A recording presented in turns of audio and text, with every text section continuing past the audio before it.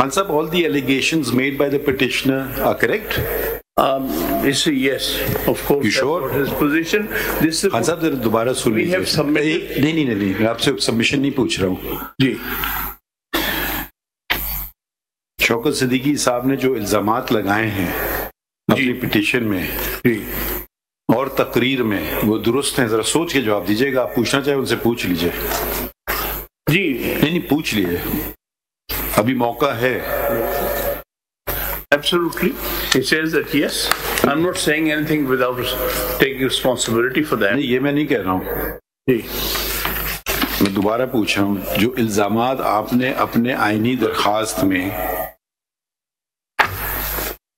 اور اپنی تقریر میں جس کی بنا پہ آپ کو عہدے سے برطرف کیا گیا, جی وہ الزامات صحیح ہیں؟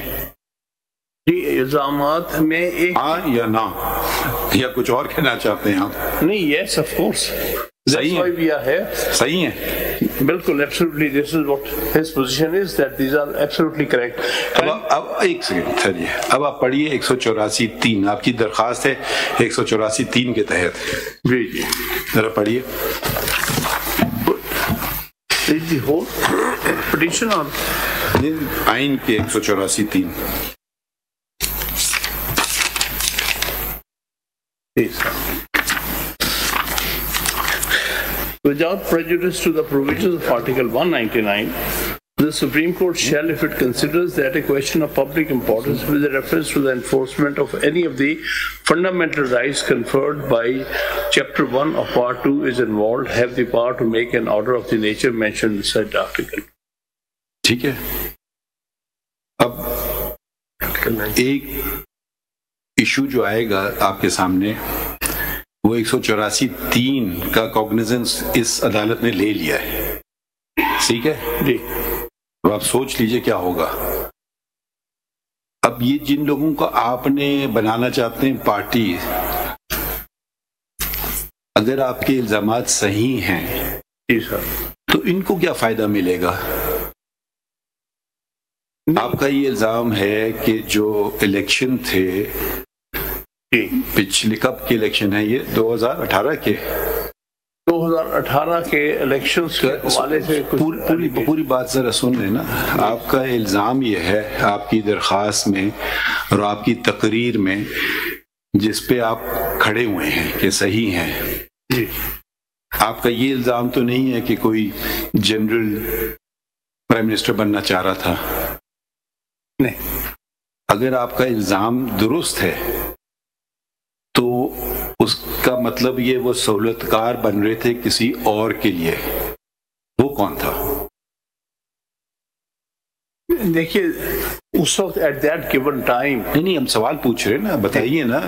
دیکھیں یہ کیوں, دیکھیں یا تو کہ یہ خود کرنا چاہ رہے تھے, اپنی ان کی کوئی ذات کا فائدہ ان کو مل رہا تھا اس باتوں سے. اس پہ لکھ دینا آپ, لکھ. اچھا it is a case of, نہیں دیکھیے نا جی کوئی کسی کے لیے سہولت کاری کرے تو یا تو کہیں جی اس کو اپنا فائدہ مل رہا تھا, یہ بات بھی ہے صحیح.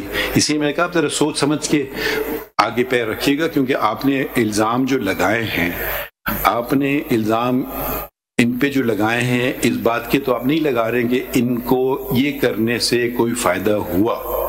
آپ یہ الزام لگا رہے ہیں کہ ان کے یہ کرنے سے ایک شخص کو نقصان پہنچایا اور ایک شخص کو فائدہ دیا گیا. یہ آپ کا پوری تقریر ہے اور یہ آپ کی پوری آئینی درخواست ہے.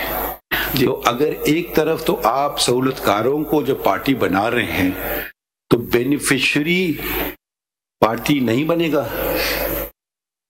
جی سر, گزارش یہ تھی کہ یہ جو سہولت کار سر بینیفیشری کا کہیں نام نہیں لیا ہوا میں نے. آپ کے نام کی بات مرضی تو نہیں ہے نا, یہ آپ جب آ جاتے ہیں نا 184(3) میں, پھر ہمارے اختیار شروع ہو جاتے ہیں. نہیں ایک یہ دیکھیں, آپ جذباتی نہ ہو, آرام سے سنیے بات. نہیں سن لیجیے خان صاحب ذرا سا سن لیں. سر جتنے جذبات تھے وہ 5 سال میں ٹھنڈے ہو. اچھا تو اب آپ اس کی عکاسی کیجیے ہمارے سامنے. آپ بے شک دیکھیے ایسے نہیں ہوگا.